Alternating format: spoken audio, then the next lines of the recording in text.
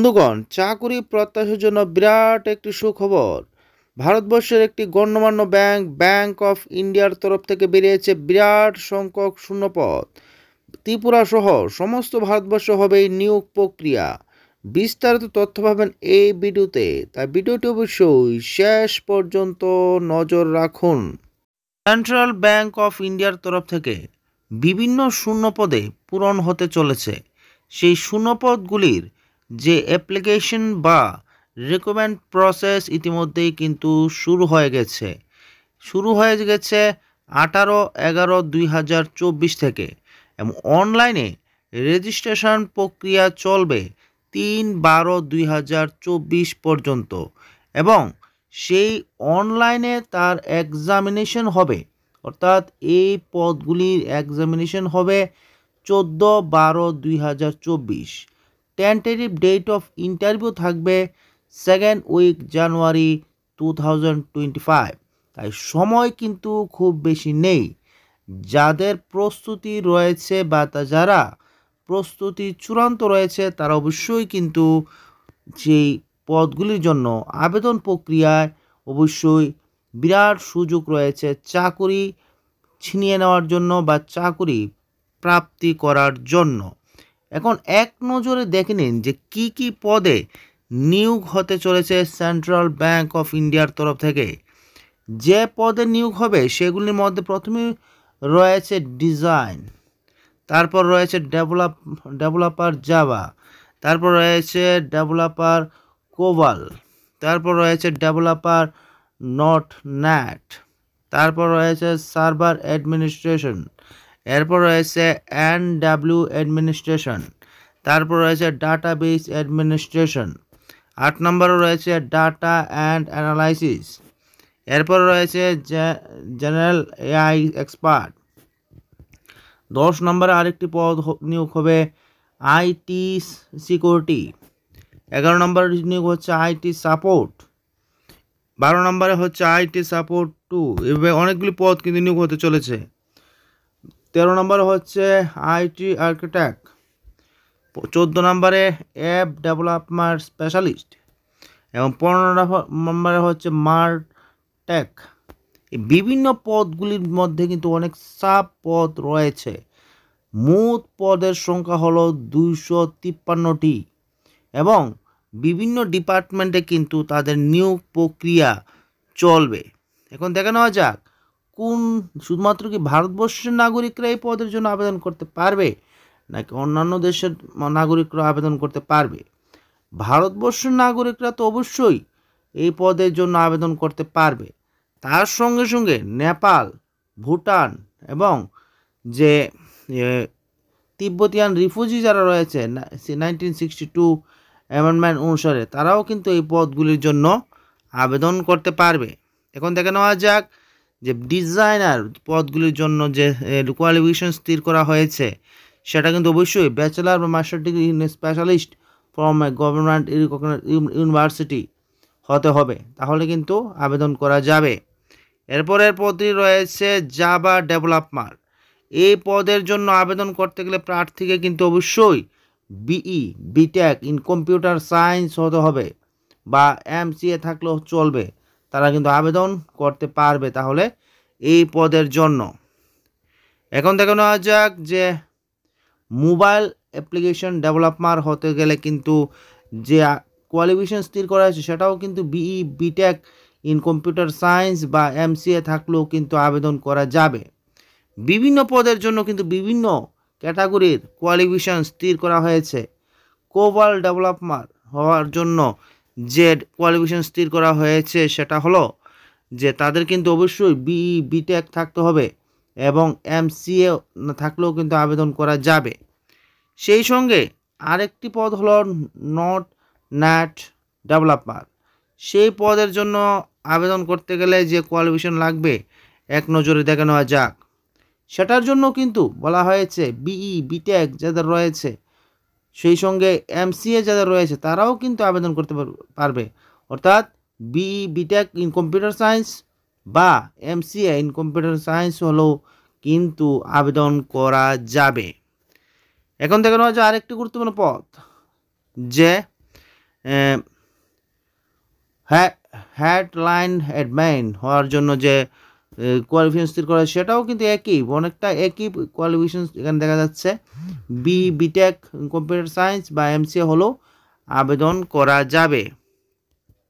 আরেকটি গুরুত্বপূর্ণ পদ রয়েছে যে অ্যাডমিনিস্ট্রেটর কিন্তু খুবই একটি ভালো পদ। সেখানে দেখে নেওয়া যাক কী রকম কোয়ালিফিকেশন এখানে স্থির করা হয়েছে। সেটার জন্য বলা হচ্ছে বিটেক যাদের রয়েছে কম্পিউটার সায়েন্স, এখানে কিন্তু কম্পিউটার সায়েন্সের উপর কিন্তু গুরুত্ব দেওয়া হচ্ছে। কম্পিউটার সায়েন্স থাকলে এবং এমসিএ থাকলে কিন্তু আবেদন করতে পারবে। সঙ্গে কিন্তু প্রত্যেকটি পদের জন্য বলা হচ্ছে এক্সপিরিয়েন্স থাকলে একটু প্রাধান্য অবশ্যই দেওয়া হবে। নেটওয়ার্ক অ্যাডমিনিস্ট্রেটর, সেখানে কিন্তু আরেকটি গুরুত্বপূর্ণ পদ, সেখানেও বলা হয়েছে যে বিটেক কম্পিউটার সায়েন্স বা এমসিএ থাকলে আবেদন করা যাবে। সেই সঙ্গে কিছু ক্রাইটেরিয়া স্থির করে দেওয়া হয়েছে, সেই ক্রাইটেরিয়া পূর্ণ হলেই কিন্তু আবেদন করা যাবে। কম্পিউটারের বিভিন্ন দিক এখানে বলে দেওয়া হয়েছে, সেগুলি কিন্তু প্রিফারেন্স অবশ্যই থাকতে হবে, দক্ষতা অবশ্যই নির্ধারণ করতে হবে। নেটওয়ার্ক সিকিউরিটি, এই পদটি আরেকটি গুরুত্বপূর্ণ পদ। এই পদে আবেদন করার জন্য যে ক্রাইটেরিয়া স্থির করা হয়েছে দেখে নেওয়া যাক এক নজরে। সেই ক্রাইটেরিয়াটা আসলে কি? ক্রাইটেরিয়াটা হলো যে বিটেক থাকতে হবে কম্পিউটার সায়েন্স বা এমসিএ থাকতে হবে। কোয়ালিফিকেশন অবশ্যই computer must be knowledge, computer ভালো নলেজ থাকতে হবে। সেই সঙ্গে সঙ্গে গুরুত্বপূর্ণ বিভিন্ন কম্পিউটারের যে বেসিক এবং যে বিভিন্ন অ্যাডভান্স ক্যাটাগরির যে নলেজ সেগুলি কিন্তু অবশ্যই আপনাকে থাকতে হবে, তাহলে কিন্তু সেই পদগুলির জন্য আবেদন করা যাবে। এরপর আরেকটা গুরুত্বপূর্ণ পদ রয়েছে ডিবিএ বা ম্যাঙ্গো ডিবি স্কেল 2, একটি গুরুত্বপূর্ণ পদ। সেই পদের জন্য আবেদন করতে গেলেও ক্রাইটেরিয়া কিন্তু মোটামুটি একই বলা হয়েছে।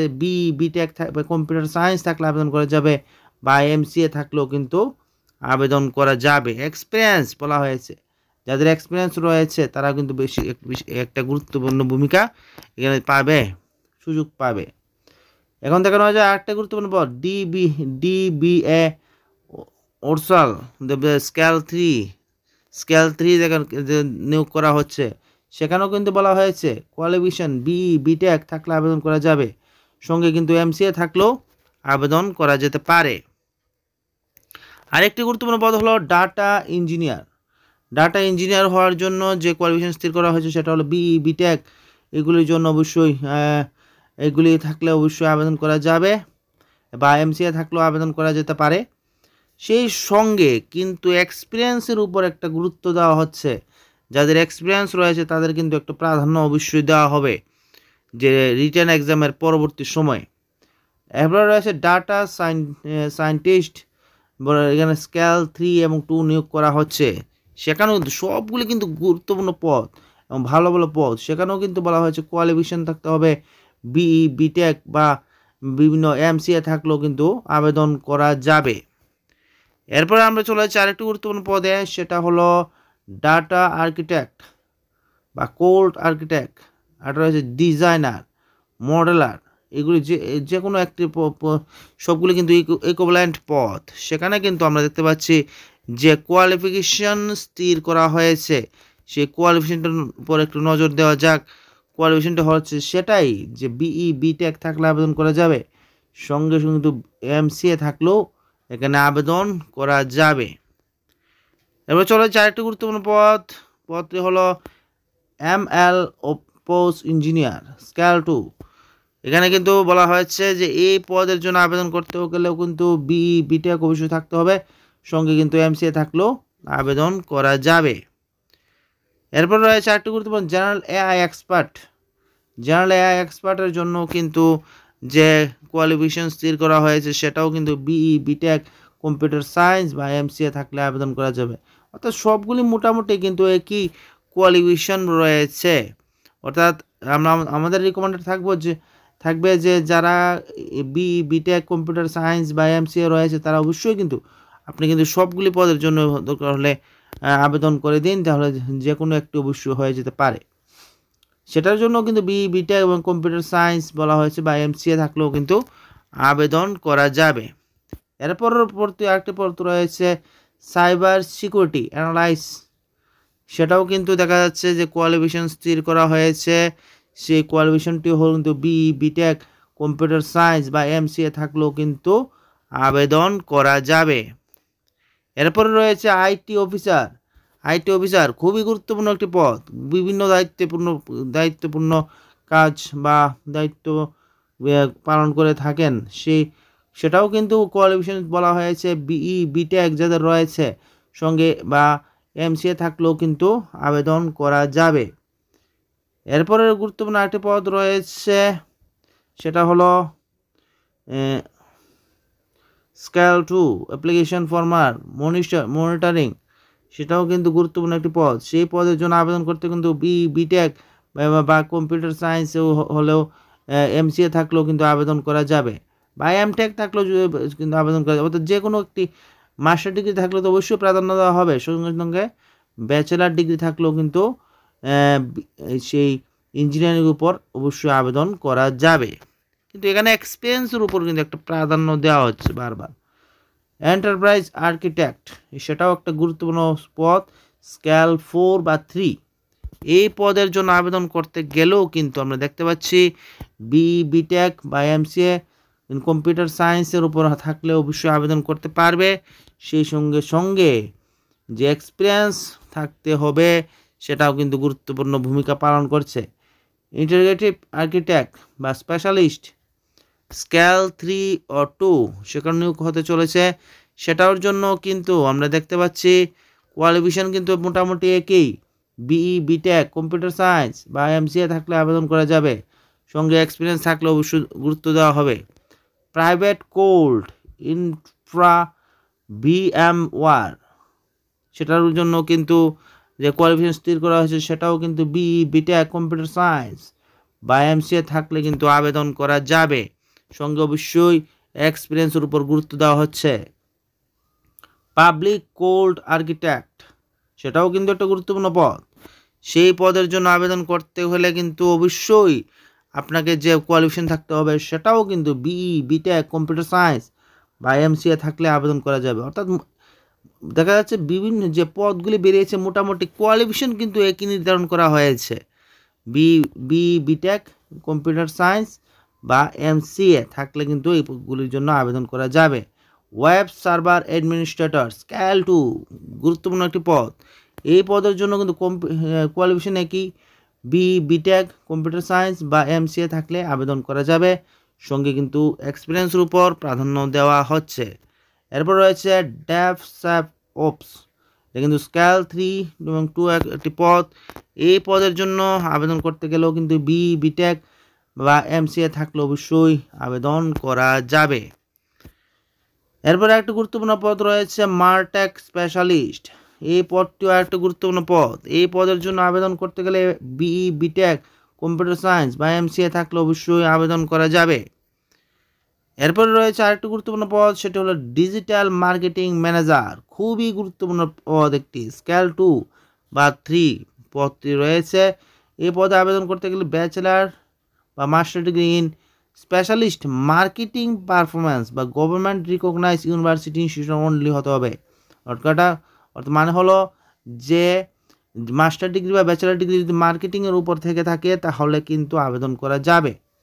সেই সঙ্গে সঙ্গে এমবিএ থাকলেও কিন্তু আবেদন করা যাবে এই পদগুলির জন্য, সঙ্গে কিন্তু অবশ্যই এক্সপিরিয়েন্সের উপর গুরুত্ব দেওয়া হচ্ছে।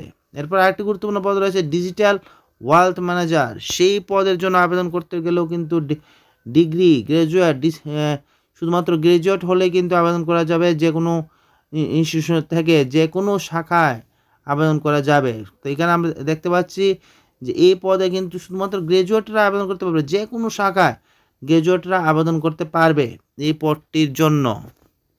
এরপর আরেকটি গুরুত্বপূর্ণ পদ রয়েছে কন্ট্রাক্ট ম্যানেজার, সেটিও একটি গুরুত্বপূর্ণ পদ, স্কেল 2 এবং 3। এই পদের জন্য আবেদন করতে গেলে শুধুমাত্র ব্যাচেলার ডিগ্রি বা মাস্টার ডিগ্রি হতে হবে, স্পেশালিস্ট মার্কেটিং গভর্নমেন্ট রিকগনাইজ হতে হবে, সঙ্গে কিন্তু এমবিএ থাকলে অবশ্যই আবেদন করা যাবে। তো এই পদগুলির জন্য যে ক্রাইটেরিয়া স্থির করা হয়েছে, যে গ্রেড স্কেল 4 এর জন্য আবেদন করতে গেলে 34 থেকে 40 মধ্যে বয়স হতে হবে, কিন্তু সঙ্গে কিন্তু এক্সপিরিয়েন্স থাকতে হবে 8 বছরের।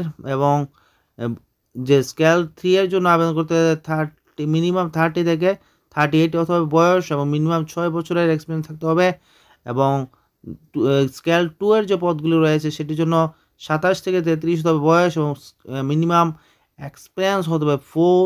এবং স্কেল 1 এর জন্য বয়স হতে হবে 23 থেকে 27, এবং এক্সপিরিয়েন্স হতে হবে 2 ইয়ার্স। এখন দেখা যাচ্ছে যে রিল্যাক্সেশন রয়েছে। রিল্যাক্সেশন যথারীতি গভর্নমেন্টের যে রুলস এবং রেগুলেশন রয়েছে সেই অনুযায়ী কিন্তু এসটি, এসসি, ওবিসি এবং পিডাব্লিউডি সবার জন্য কিন্তু রিজার্ভেশন অবশ্যই থাকবে। এখন আরও নিচে দেখে নেওয়া যাক, বিভিন্ন সেক্টরে কিন্তু নিয়োগ হবে, ভারতবর্ষের বিভিন্ন প্রান্তে নিয়োগ হতে হবে কিন্তু। সেই জন্য অবশ্যই ভারতবর্ষের বিভিন্ন প্রান্তের লোকরা কিন্তু সেই পদগুলির সুযোগ অবশ্যই নেবে। ভারতবর্ষের বিভিন্ন প্রান্তে কিন্তু নিয়োগ হবে, নর্থ ইস্ট সহ উত্তর পূর্ব, নর্থ ইস্ট, উত্তর ভারত, দক্ষিণ ভারত, সমস্ত ভারতবর্ষে কিন্তু নিয়োগ হবে। সেই জন্য সমস্ত ভারতের লোকরা আমাদের ত্রিপুরা রাজ্যেও কিন্তু সেই নিয়োগ প্রক্রিয়া হবে। ত্রিপুরা রাজ্যের প্রার্থীরা মূলত গুয়াহাটি এবং শিলচরে যে এক্সাম সেন্টারগুলি রয়েছে সেগুলিতে কিন্তু পরীক্ষাটা দিতে হবে। ত্রিপুরাতে আপাতত কোনো এই সেন্ট্রাল ব্যাঙ্ক অফ ইন্ডিয়ার কোনো যে পরীক্ষাটার কেন্দ্র হচ্ছে না, সেই জন্য শিলচরকে কিন্তু আমার মনে হয় শিলচরটা বাছাই করলে ভালো হবে, কারণ শিলচরের সঙ্গে যে ট্রেনে যোগাযোগ ব্যবস্থা ভালো রয়েছে, সেই জন্য শিলচর বা গুয়াহাটি হলে অবশ্যই ভালো হয়। এখন দেখে নেওয়া যাক কীভাবে আবেদন করতে হবে। আবেদন করার জন্য যে জেনারেল ক্যান্ডিডেটদের দিতে হবে 850 টাকা জিএসটি সহ, এবং যারা শিডিউল কাস্ট বা শিডিউল ট্রাইব বা পিডাব্লিউবিডি রয়েছে তাদের দিতে হবে শুধুমাত্র 175 টাকা সঙ্গে জিএসটি চার্জ। এখন দেখে নেওয়া যাক কীভাবে আবেদন করা যাবে। আবেদন করার প্রক্রিয়াটা কি? আবেদন করতে হবে অবশ্যই তাদের নির্দিষ্ট পোর্টালে গিয়ে, এবং আবেদন প্রক্রিয়া ইতিমধ্যে শুরু হয়ে গেছে 18/11/2024 থেকে, এবং তা চলবে 3/12/2024 পর্যন্ত। এবং যে পোর্টালে আবেদন করা যাবে সেটি হলো ibps.online.ibps.in/CBIMOCT24/ এই সাইটে গিয়ে কিন্তু আবেদন করা যাবে। এখন দেখে নেওয়া যাক আরও কি গুরুত্বপূর্ণ। পেমেন্ট অবশ্যই করা যাবে। পেমেন্ট বিভিন্ন ভাবে করা যাবে, রুপে, ভিসা, মাস্টার কার্ড, ম্যাস্ট্রো সহ বিভিন্ন অনলাইন ট্রানজ্যাকশনও কিন্তু অবশ্যই হবে সেই ফি বা এক্সাম ফি দেওয়ার সময়।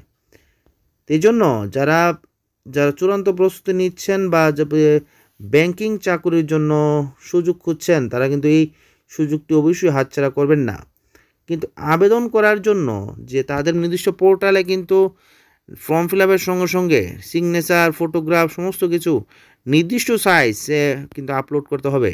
ফটোগ্রাফের ইমেজ সাইজ হতে হবে 4.5 সেন্টিমিটার ইন্টু 3.5 সেন্টিমিটার। তাহলে এই সাইজে কিন্তু আবেদন প্রক্রিয়ার সময় ফটোগ্রাফ আপলোড করতে হবে। এবং সিগনেচারের সাইজ হতে হবে 140 ইন্টু 60 পিক্সেল।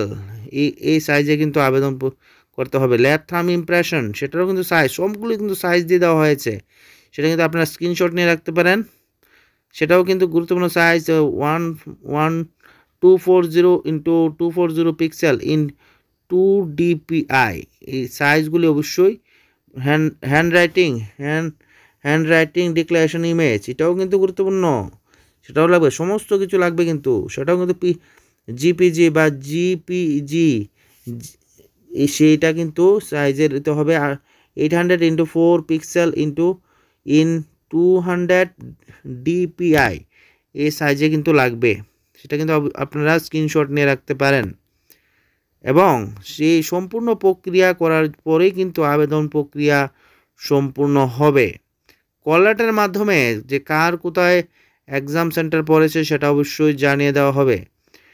তো ভিডিওটি ভালো লাগলে লাইক এবং চ্যানেল নতুন হলে সাবস্ক্রাইব করতে ভুলবেন না। ধন্যবাদ সবাইকে।